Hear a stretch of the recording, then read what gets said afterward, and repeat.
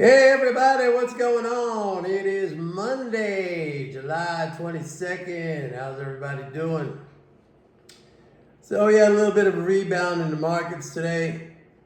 Last Monday, we came off of that terrible weekend. Trump got almost assassinated, and then Monday there was a relief rally. And then over the weekend, Biden dropped out. Today, I guess, somewhat of a Biden trade. I guess some people are wondering, like, what kind of difference, if any, would there be between a Trump or a Biden administration? Actually, I don't spend too much time thinking about that for reasons that I've kind of explained in prior videos. The fact that I wait for policy. Policy has to be proposed, it has to be voted on in Congress, it has to be passed, it has to be implemented, what's the time rollout, etc., etc. Once policy is decided on and implemented, I can figure it out. I mean, that all boils down to an understanding of the monetary system, how it functions. Same thing with monetary policy, which everybody really doesn't really understand. All the monetarists, they don't understand it. They just see it from a single variable perspective, and that's wrong. So I believe I have an edge when it comes to deciphering what the economic impact is going to be from policy. But I wait. Like I said, I've been doing a couple of videos. My last few videos, I've been talking about the fact that there's no need to front run because we don't know. We don't know what the policies are. They could talk and talk and talk. Both candidates, now it's going to be Kamala Harris. I mean, seriously, that's what the Dems are able to figure out, come up with. But I wait to see what policies are going to be enacted. And then I figure out, I strategize from that. Like, what is my portfolio going to look like? Basically, all these things come down to a very simple understanding, and that is you're going to see some kind of income redistribution.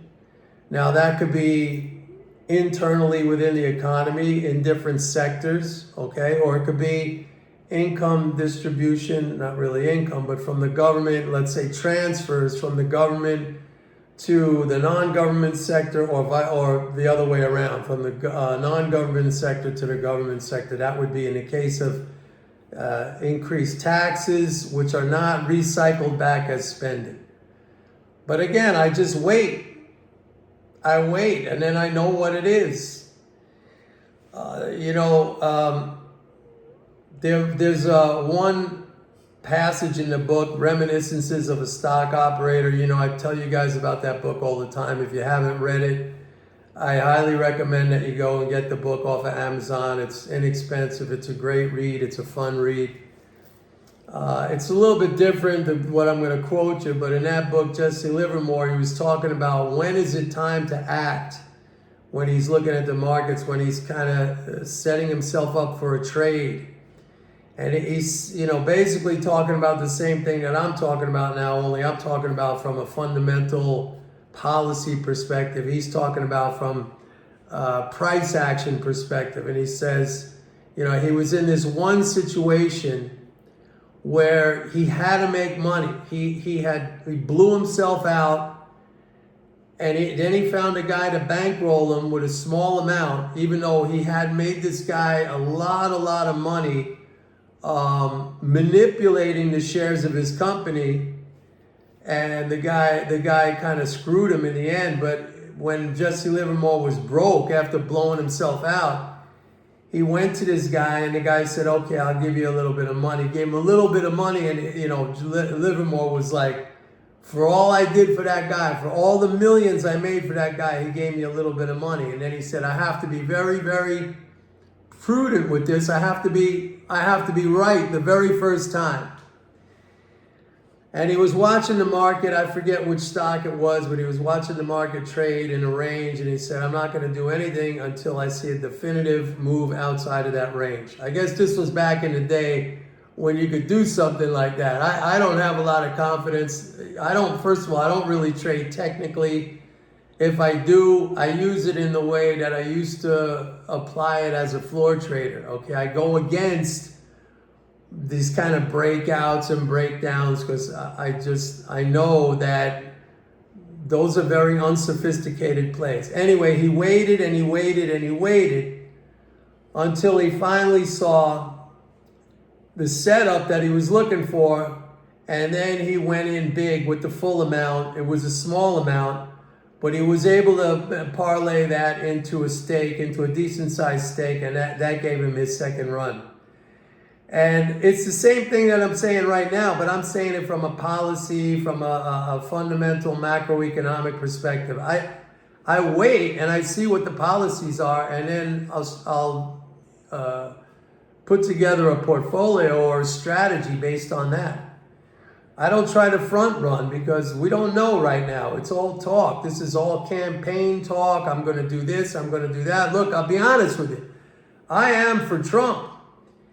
But I voted for Trump in 2016, but I didn't vote for Trump in 2020 because I felt that Trump let me down in a lot of ways. And there were I have friends who also voted for Trump in 2016 who had the same sentiments as me in 2020.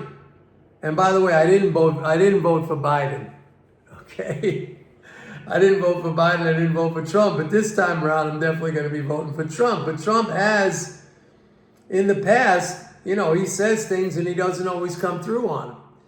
So I'm just going to wait and see what the policies are. But let me step back for a second, and I'll say that a lot of the fundamental stuff is really fixed. It's not going to change very much, and I talk about this a lot. If you're looking at fiscal flows, which is what I call the first derivative of all economic activity, you got now it's 5. You got 5 pillars of spending that are not going to change. And they continually increase.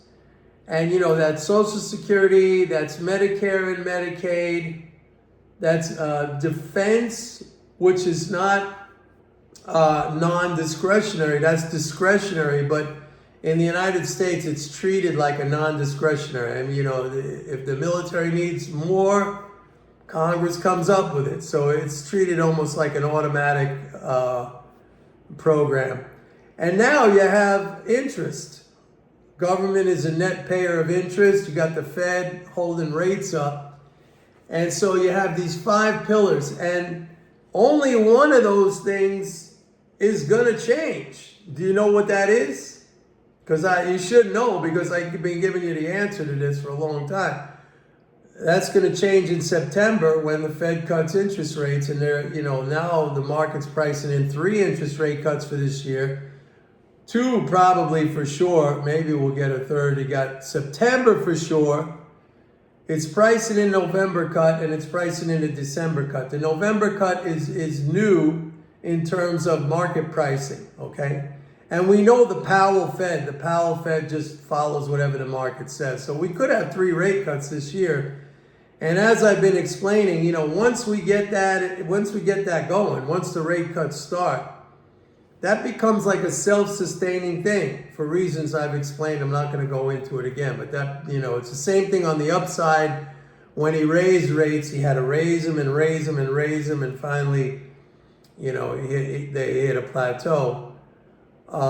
Same thing on the downside. You're going to lower it and lower it and lower it.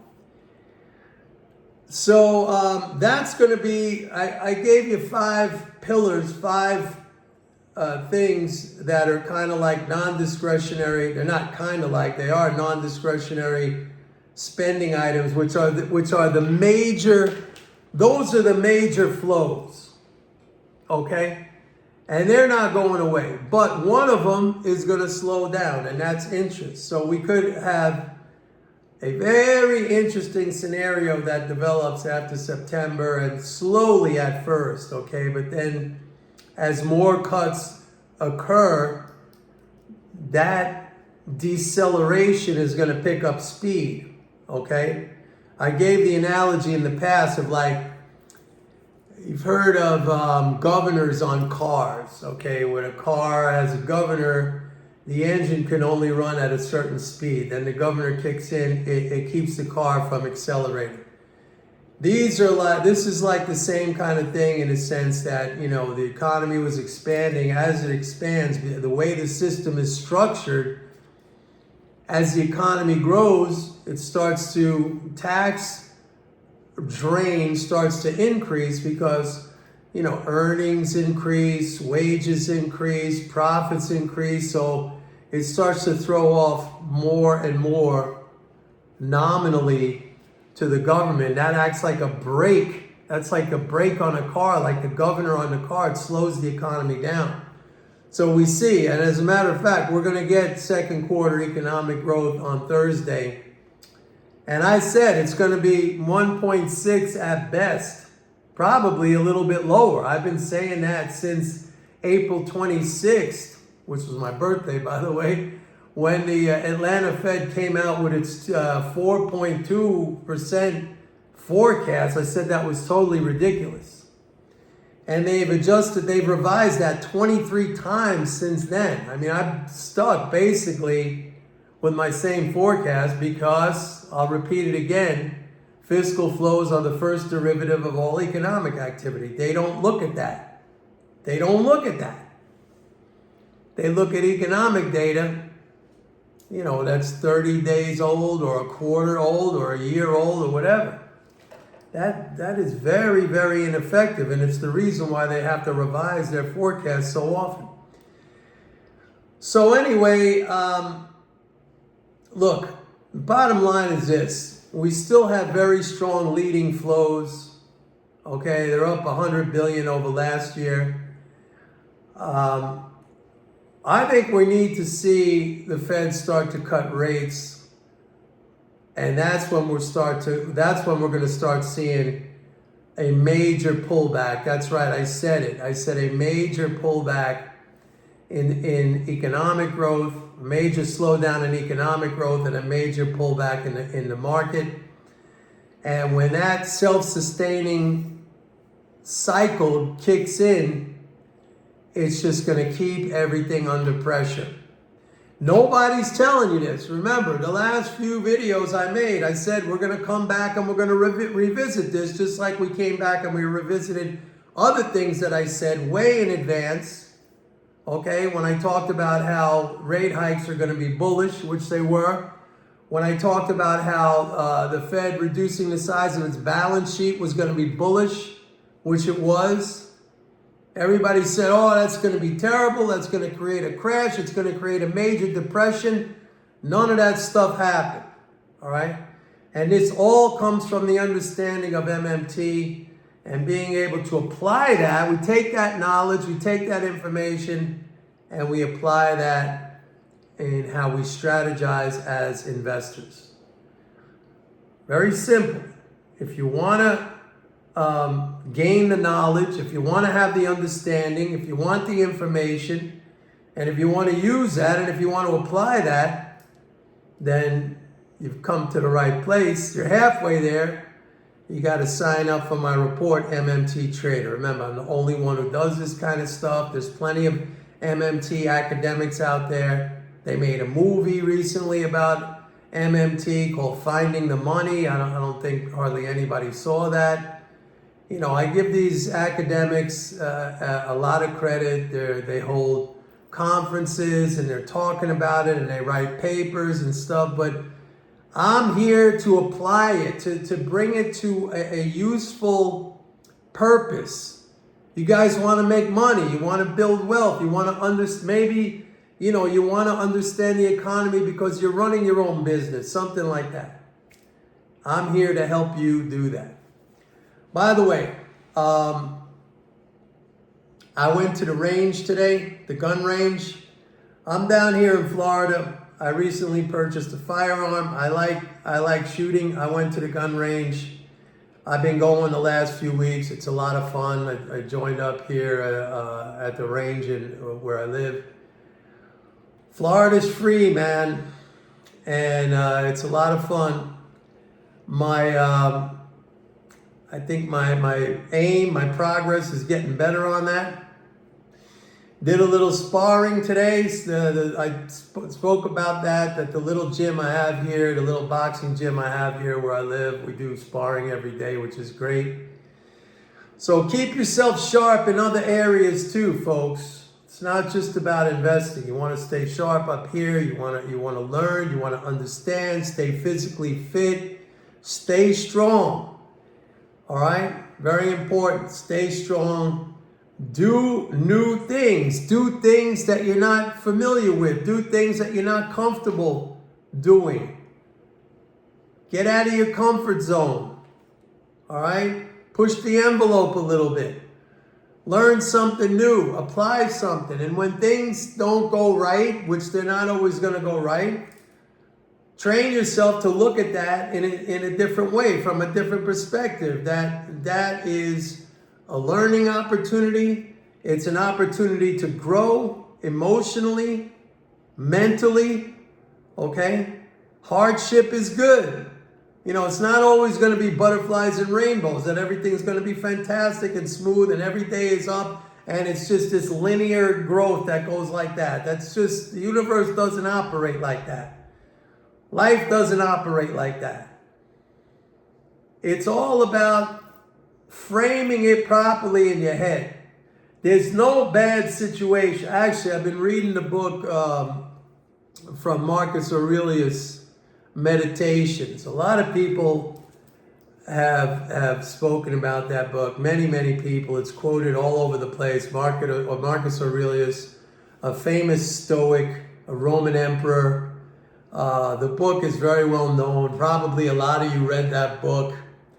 And I have to say, and I love, you know, before reading the book, I used to look up quotes from the book because, wow, Stoicism is cool. It's like, you know, don't sweat the small stuff. You know, just, if you can't do something about it, don't worry about it. But I have to say, upon reading the book, and I'm about halfway into it, I mean, my takeaway from the book is like he's basically saying, you know what? There's nothing to worry about because in the end of the day, we're all dead. So I found it a little bit depressing. Okay, I didn't have to get the book to understand that. But basically, when you read what he's talking about, it all comes down to the same thing, that, you know, we're a part of nature, we're a part of the universe. Everybody who has ever lived before us is gone. Everybody who's living right now is going to be gone. Everything's going to be gone at some, you know, at some level that we know and understand right now. So don't worry. So I found it a little bit depressing, like, really? So I don't know. I think I'm off the Stoicism stuff right now. At least I'm going to finish reading the book, but oh man. That was my takeaway. I don't know. If you guys have a different takeaway from it, please let me know in the comments. Please like and subscribe. Come on, guys. I've been noticing that the likes and the subscribes have been going down. They were really booming for a while. If you've already liked and subscribed, thank you very much. I appreciate it. And don't forget, go to my website, pitbulleconomics.com. Sign up for a 30-day free trial to MMT Trading. See you tomorrow. Bye.